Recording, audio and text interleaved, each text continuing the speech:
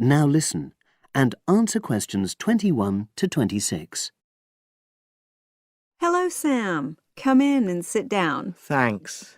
You're here to discuss your company-based IT project, aren't you? Yes, I've been to see the manager and he's given me a lot of ideas about projects that the company would find useful, but I wanted to ask your opinion about them before I choose one. Yes, that's fine. Now, this company's called Turner's, isn't it? That's right. It's a small engineering company. They make machine components for trade use. They're well established. They started in 1976, but they're a bit old-fashioned. Okay.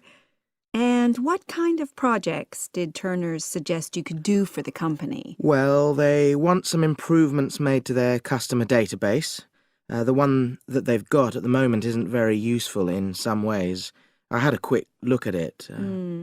That would be a very straightforward project, and it'd be simple enough to evaluate, but I don't think you'd get enough out of a project like that. You wouldn't learn anything new. Well, another project they suggested is to do with their online sales catalogue. At the moment, customers can look at their products, but they can't actually order them online, which must affect their competitiveness. But I said I thought it would take too long. It's quite a big task. You're right, it's too much for the time you've got. It's a pity, though. Then they want some help with their payroll system. At the moment, the way they calculate pay involves a lot of manual accounting. I suggested they could have a system where employees register electronically when they arrive and leave work, so the hours they do could be transferred automatically. I think you'd get a lot out of a project like that. It would extend your skills, but it wouldn't be too much to take on. A student did something similar a couple of years ago, but this is slightly different. Well, then they need help with their stock inventory. They do everything manually. Really? Yes, and it takes so much time. It's probably very inaccurate, too. An electronic inventory would probably be the biggest single benefit for the company. I'm surprised they haven't had it done before. I know. Then they wanted to improve their internal security. The manager had visited other companies where the staff use swipe cards to access various areas of the building. It sounded useful, but the trouble is I'm not really sure how to do it. Well, I think you're right in that assessment. At the moment, it's probably a bit beyond your level of knowledge. Is that all? Just one more. Customer service. They want to be able to collect feedback from their customers in a more systematic way. At the moment, it's a bit of a mess, and they probably lose business as a result. Would that involve you going to see customers at their own premises? Because in that case, you might have to do a fair amount of traveling, and that would incur expenses that haven't been agreed with these companies. I never thought of that. Well, it might not be a problem, but it's something that needs clarifying. Well, I hope that's been helpful in narrowing down the options. Yes, it has, thanks. I'll be able to make a decision now. But while I'm here, can I talk to you about coursework? Sure. Now you have some time to look at questions 27 to 30.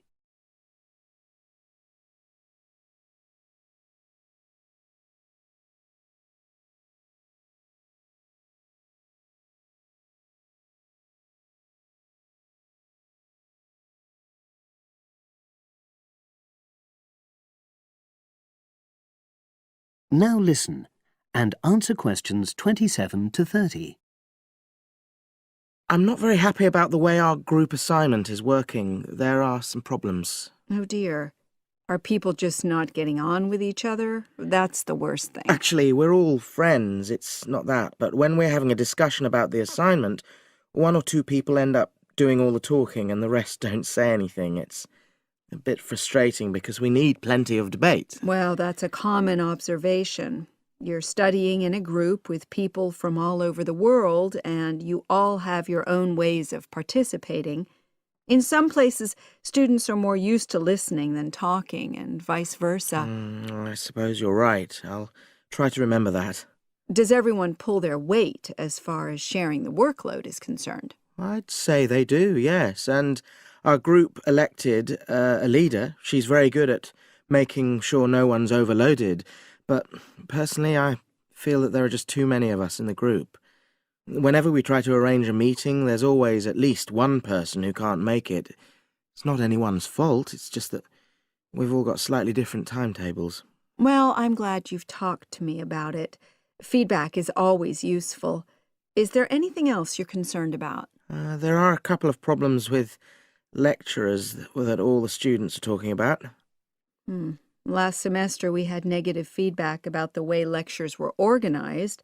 There were several occasions when the wrong room had been booked or the same room had been booked twice, that sort of thing. Is that still a problem? That hasn't happened at all as far as I know. Oh, good. It's sorted out then. But I don't know the reason, but some of the staff often turn up late, so we miss 10 or 15 minutes of our lecture time. It might be because they've been copying handouts for students. I think there's a queue for the machine sometimes. Well, I'll look into that. Thank you for telling me. Anything else? The other thing is that it can be very difficult to get to see a lecturer individually. They're all very supportive and friendly when you do manage to find them, but often they're not in their office, even at times when they're meant to be available for consultation. Okay, that's helpful. Now, before you leave, That is the end of part 3. You now have half a minute to check your answers.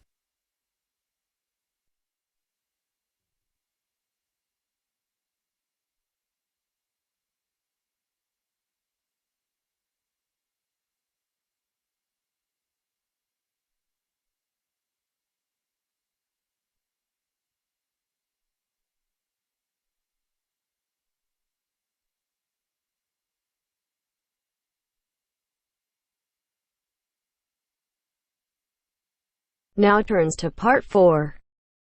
Part 4. You will hear an interview with a marketing director. First, you have some time to look at questions 31 to 34.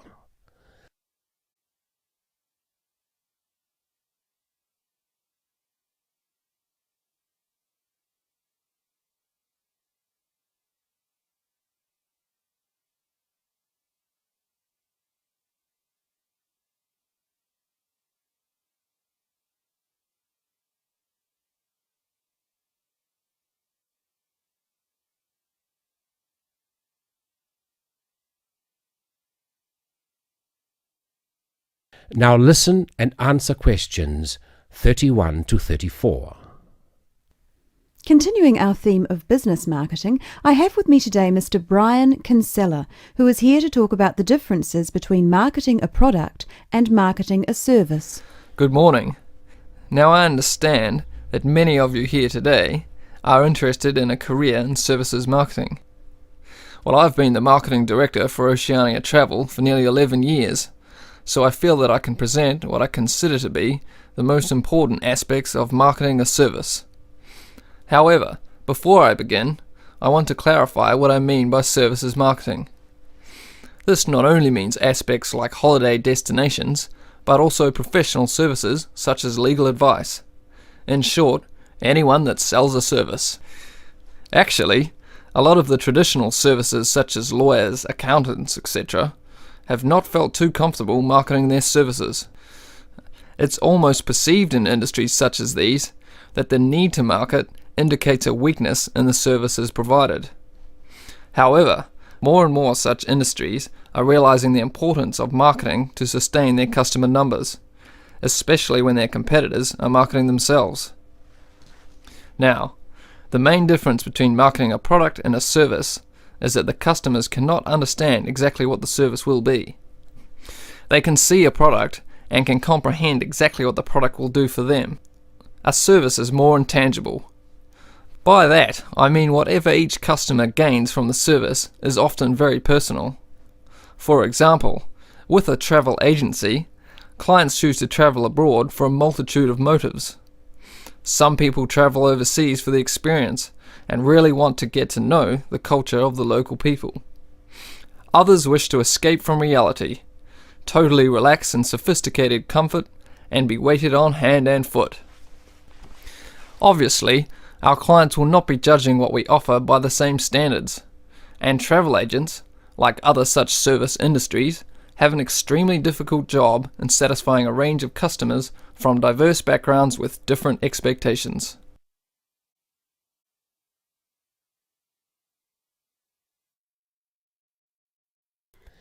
Before you hear the rest of the recording, you have some time to look at questions 35 to 40.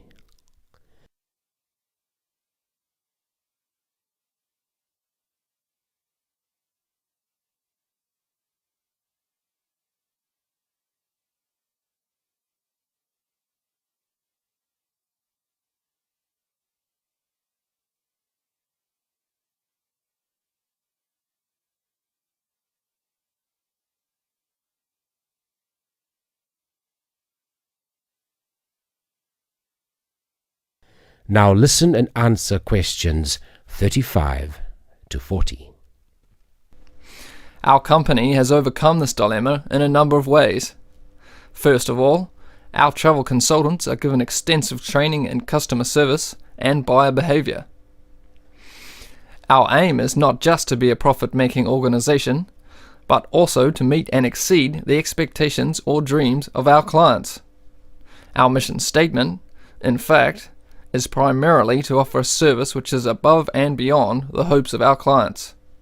In addition, we regularly visit the tourist destinations we promote and inform all of our staff about any changes in specific areas.